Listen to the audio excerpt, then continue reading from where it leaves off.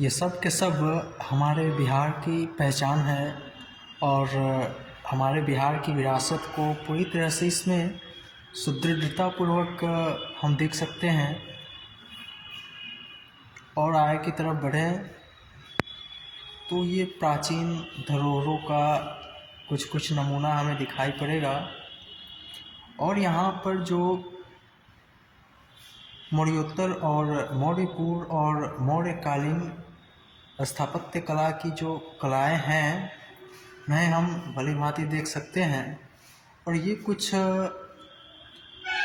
अभूतपूर्व चित्रकारियां हैं। यहाँ पे हम ये देख सकते हैं मौर्यकालीन स्थापत्य कला की मूर्तियाँ किस प्रकार वहाँ की ये कला विकसित थी। ये दुर्लभ तस्वीर। हम आगे की तरफ बढ़ते हैं तो ये हमारे बिहार की महान संस्कृति की पहचान है और यही हमारी संस्कृति को उजागर करती है। ये पाटलिपुत्र की कला। यहाँ से जब हम आगे की तरफ बढ़ते हैं तो इस कुम्हरार में मौर्य वास्तुकला की कुछ रूपरेखा इस तरह से है। ये मेरे बहुत अच्छे प्रिय दोस्त हैं और ये अपना कार्य में लीन है।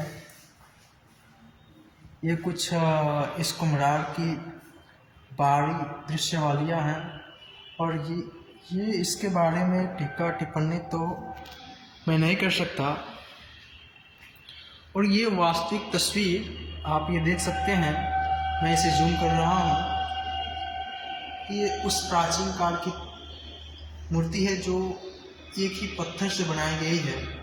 उस समय मूर्तियाँ दो तरह से बनाई जाती थी, एक पत्थर से और दूसरा मिट्टी को पका करके। ये तस्वीरें हम देख सकते हैं। ये स्थलाकृतियाँ जो है उत्खनन से प्राप्त है। इसे मृण मूर्तियाँ कहा जाता है।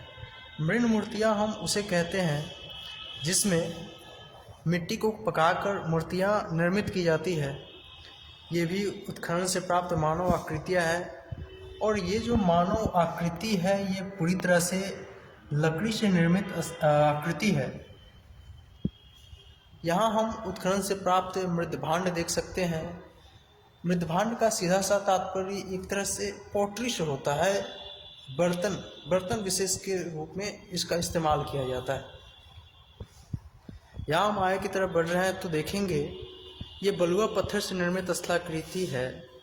वेदिका खंड जिसे हम कहते हैं, ये रेलिंग पिलर्स जो उत्खनन से प्राप्त हुई है।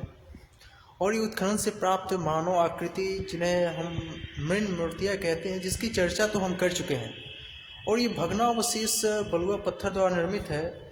ये पूरा का पूरा मौर्यकालीन स्थितियाँ जो हम देख रहे हैं, ये मौर्यकालीन संस्कृति और सभ्यता को पूरी तरह से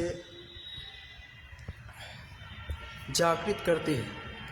यहाँ कुछ दुर्लभ तस्वीरें देखिए इतिहास की। और हमारे बिहार का गौरवमयी इतिहास कुछ इस तरह से रहा है, जिन्हें हम इन अद्भुत दृश्यावलियों के माध्यम से भली भांति परिचित हो सकते हैं। और ये सबसे अंत में मैं आपको बता दूं, पाटलिपुत्र के राजवंश की स्थितियाँ कुछ इस तरह से है।